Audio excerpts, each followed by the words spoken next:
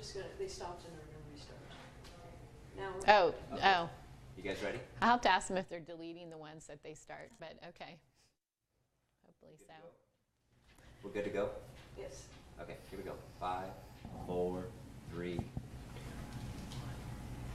Hey, I'm Elisa Parker. We're broadcasting from the Wild and Scenic Film Festival here in downtown Nevada City in Grass Valley. Thousands and thousands of people have come from all over the world, like David, who came from a whole other country.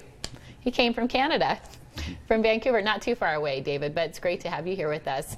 So we've been connecting with filmmakers and special guests. We'll be doing that all weekend long. This film's To the Ends of the Earth. And we were talking about it last night, David, about how are they called the tar sand pits? Would that be accurate? Right? Yeah. Tell us about the film, and then we're going to get into some details about that, because it's fairly new to me. I think when we were talking about Standing Rock and the pipeline that is actually diverted from that area. Mm-hmm. Yeah, exactly. It's coming from the tar sands, or oil sands, some people call them, and it's becoming a significant part of the energy mix of the world globally. And these resources are much more expensive, much more environmentally damaging, and it's sort of like we've crossed a threshold and we're not really talking about it. So that was my inspiration, wanting to make this film. Tell us about the film. Yeah, so it's called To the Ends of the Earth. It's narrated by Emma Thompson, and it's essentially about the rise of extreme energy, which leads to the end of economic growth as we know it, because economic growth in our society right now, the way it's structured, stems from our consumption of fossil fuels. So the more we consume, and that creates growth, and we've built an economy that's kind of a grow or die economy. So my film sort of asks the question, when the resources that are the bedrock of our economy start becoming very, very poor in quality, what happens? So, and sort of looks at things like 2008 global meltdown. What was the fossil fuel influence on that and that kind of thing. So it's some complex issues and a lot of fun shooting it. I had to go to the ends of the earth. I was going to say, was it a lot of fun shooting? Yeah. So tell us about that. Yeah. So wide variety of experiences.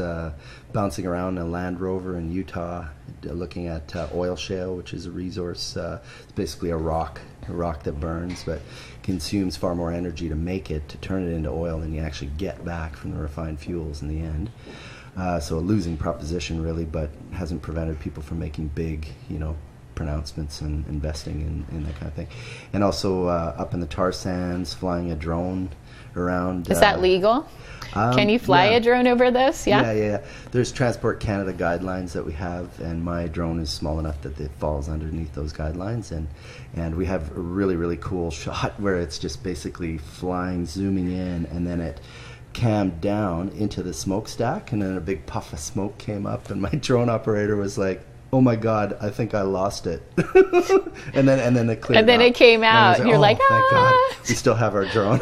That drones have totally, I think, transformed filmmaking, especially for just filmmakers who aren't doing these huge, big budget films, right? I mean, it's amazing what kind of shots you can get now, just using this little machine that can fly around in the air. Yeah, it's a real game changer. It's been a game changer for my production, for sure, up in the production value. So was your interest in this? Had you done other films around this before? Yeah. Actually, my inspiration came from my first film, which is also here at Wild and Scenic, and it was called Whitewater Black Gold, and that came out in 2011. It was about doing a canoe journey down past the tar sands plants and finding out what was happening vis-a-vis water and environmental issues and First Nations issues in the tar sands. And from that whole piece, I learned about enormous amounts of capital investment that are being made in the tar sands. The reasons why it needs so much capital is basically sand and oil mixed together, and it costs a lot of money, a lot of natural gas.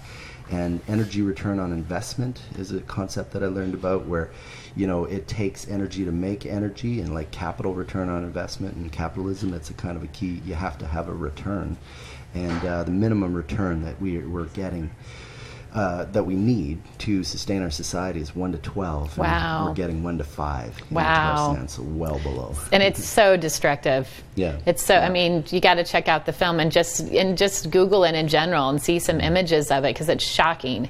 Totally shocking. What do you want everyone to know about David?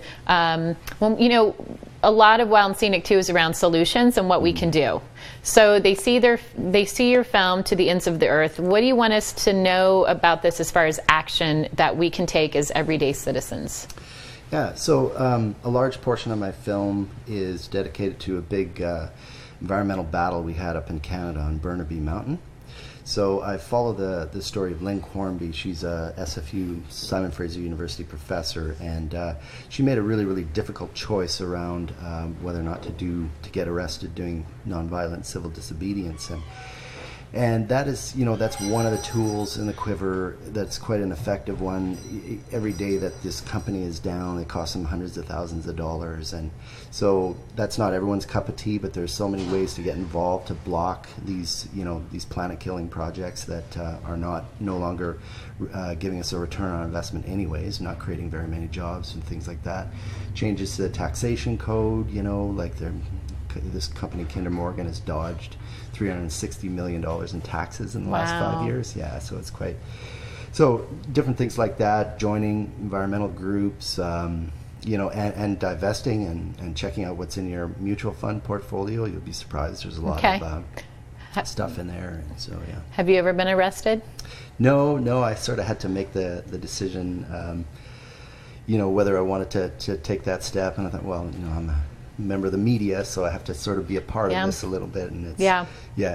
Last night we were talking about the theme of Wild and Scenic. It's at the edge. Mm-hmm. Oh, you had the crazy stories. Tell that story again. Okay, because, in looking at when you've been on the edge and making that leap or just putting yourself out there, can you share your story? I've shared it with a couple people. Sure. No, actually, David, it's crazy.